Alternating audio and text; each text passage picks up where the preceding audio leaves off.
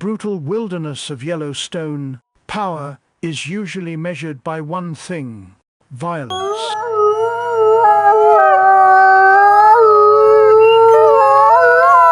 Every year, rival wolf packs clash over territory, food, and survival.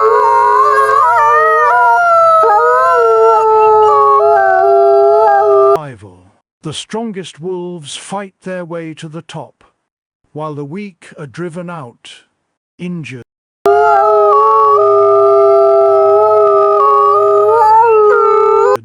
or killed. It is a world where dominance is earned through fear, and where even the most powerful alpha can lose everything in a single battle. But among the hundreds of wolves that have roamed Yellowstone, there was one that seemed to follow a completely different set of rules. Researchers watched him for years and witnessed something they could barely explain. He was larger than most rivals, stronger than almost every challenger, and capable of defeating enemies whenever he chose. Yet, unlike many alpha wolves, he rarely relied on brutality. Instead of ruling through terror, he led through loyalty. Instead of destroying weaker wolves, he often spared them. What made this even more extraordinary was the result. His pack grew stronger. His territory expanded. Rival wolves avoided challenging him, and while other alphas rose and fell, his influence continued to grow across Yellowstone. Wildlife experts would eventually describe him as one of the most remarkable wolves ever documented. Some even called him the greatest alpha wolf Yellowstone had ever seen. But how did a wolf become a legend in one of the harshest environments on Earth? And why do researchers still talk about him decades later as the alpha wolf nobody could defeat? This is the incredible true story of Wolf 21. To understand the rise of this extraordinary wolf, we first have to understand Yellowstone itself. Yellowstone National Park is not just wilderness. It is a living battlefield. Snow-covered mountains, frozen valleys, dense forests, and endless rivers create a landscape where survival is never guaranteed. Every creature here is constantly tested by hunger, weather, and competition. Wolves were once absent from this land. For nearly 70 years, they had been completely wiped out from Yellowstone, leaving the ecosystem unbalanced and unpredictable. When they were finally reintroduced in the mid-1990s, scientists expected change, but they did not expect what would happen next. Within a short time, new packs formed, territories were claimed, and a hidden hierarchy began to emerge. Some wolves struggled to survive. Others rose quickly, becoming leaders of powerful packs that shaped the entire park. Among these new generations of wolves, one male stood out almost immediately. Known to researchers as Wolf 21, he was not the largest wolf in the park, nor the oldest, but there was something about him that set him apart: intelligence, patience, and a calm dominance that didn't rely on constant aggression. As he matured, observers began noticing a pattern. Conflicts that should have ended his rise didn't. Rival wolves that should have defeated him failed, and packs that challenged him slowly learned to avoid him altogether. In a place where leadership is usually short-lived and violent, Wolf 21 began to show something rare: stability. And this was only the beginning, because as Yellowstone changed around him, so did his legend, turning him into one of the most studied and discussed alpha wolves in modern wildlife history. As Wolf 21 matured, Yellowstone was still in a fragile state of transformation. The reintroduced wolf population was not stable, yet packs were forming, breaking apart.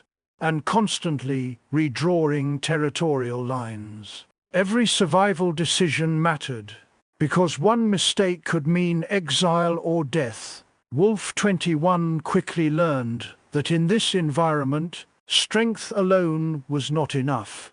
He was first identified as part of a developing pack in the northern ranges of Yellowstone, an area where competition was especially intense.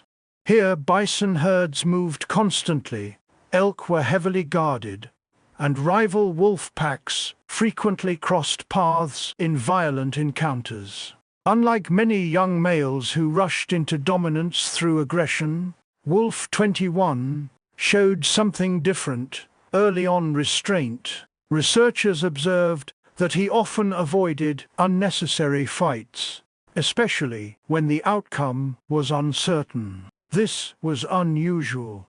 In the wild, hesitation is often punished, but in his case, it seemed to work in his favor. While other young males were injured or killed in failed challenges, Wolf 21 remained intact, learning from every encounter without paying the ultimate price.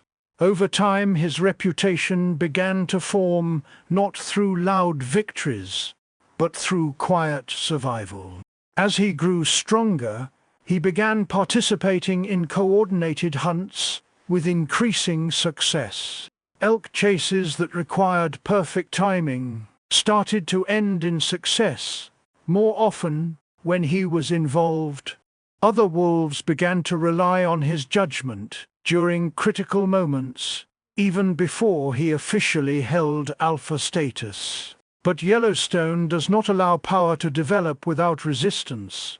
As Wolf 21's influence within the pack increased, so did tension from other males. One rival in particular began to challenge his position more directly, testing boundaries during hunts and territorial movements. These were not full-scale battles yet, but they were warnings. In the wolf world, warnings are the first step toward war, and Wolf 21 responded in a way that surprised even experienced observers. He did not escalate immediately. Instead, he watched, he adapted, he waited, and in doing so, he set the foundation for something rare in Yellowstone's brutal hierarchy: a leadership style built not just on force, but on control. But this delicate balance was about to be tested in a way that would define his entire legacy. As Wolf 21's influence grew, so did the tension inside his pack. Yellowstone does not tolerate uncertainty in leadership, and every rising male eventually faces the same truth: dominance must be proven in blood, not observation. The pressure began when a powerful rival male started challenging his position more openly. This was not a random confrontation. It was calculated, repeated, and increasingly aggressive. During hunts, the rival would disrupt coordination. During movement across territory, he would test boundaries, forcing Wolf 21 into constant low-level confrontations. At first, Wolf 21 refused to escalate. He continued to avoid full conflict, maintaining control through presence rather than violence. But in the wild, patience is often misread as weakness. The rival interpreted restraint as hesitation, and hesitation invites challenge. The breaking point came during a critical hunt in winter conditions. The pack had been tracking elk for hours through deep snow and freezing winds. Energy was low, timing was critical, and coordination meant survival. In the middle of the chase, the rival male made his move. Instead of following the established strategy, he broke formation and directly confronted Wolf 21. What began as a hunt instantly turned into a confrontation that risked collapsing the entire effort.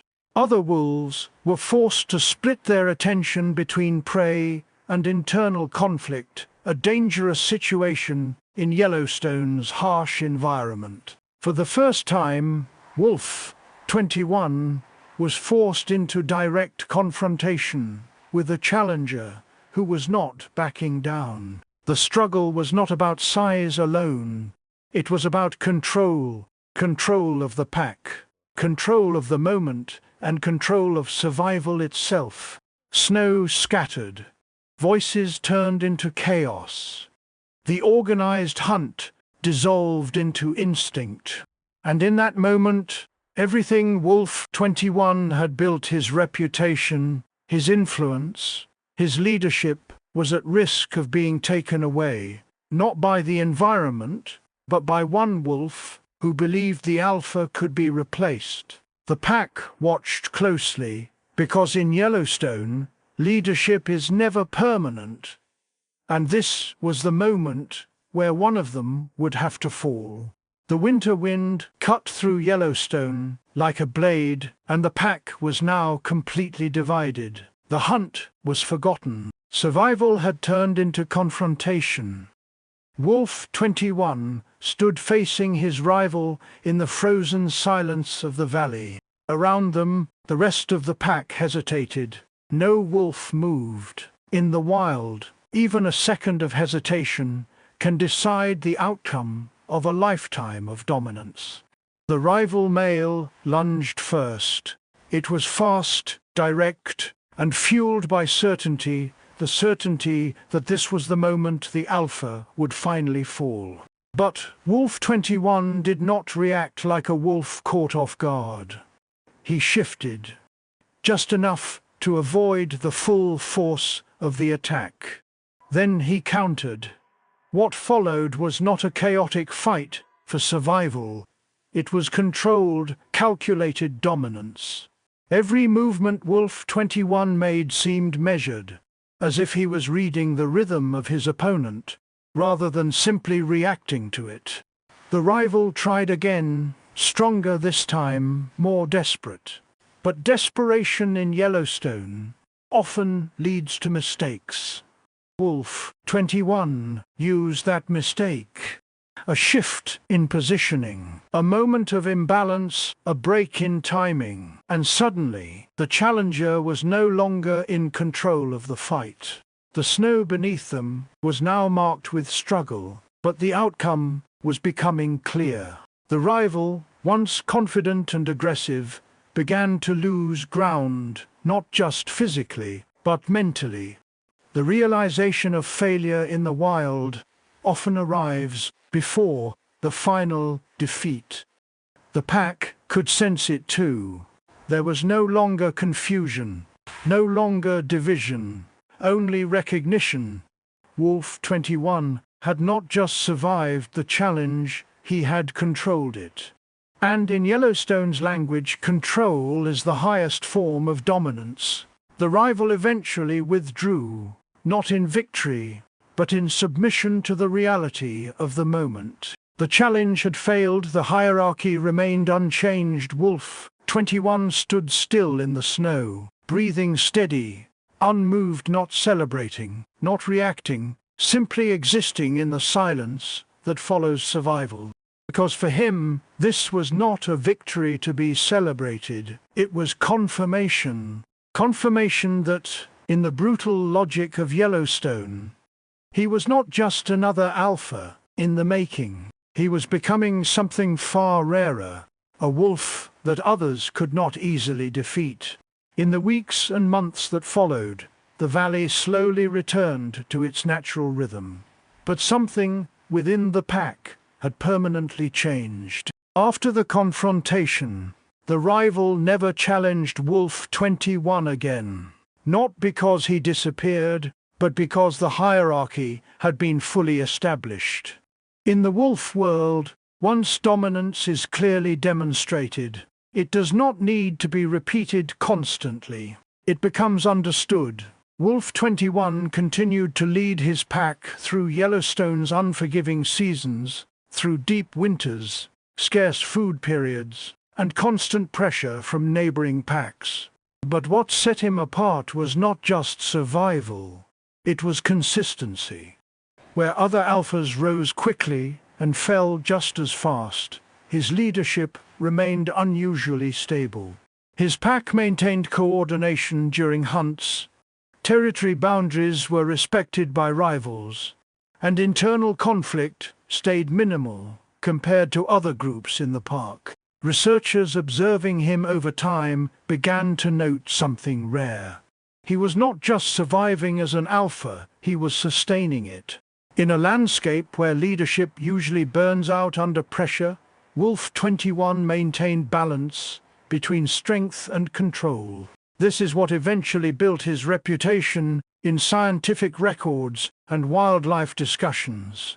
Not a single dramatic victory, but a pattern of dominance that lasted longer and more effectively than most wolves documented in Yellowstone's modern history. And yet, despite all the attention from researchers, cameras, and field observations, Wolf 21 remained what he had always been at the core, a wild animal, shaped not by legend but by survival. He did not become defeated, because Yellowstone does not work in absolutes like victory or immortality. Wolves age, packs change, conditions shift, and even the strongest leaders eventually fade back into the ecosystem they once dominated.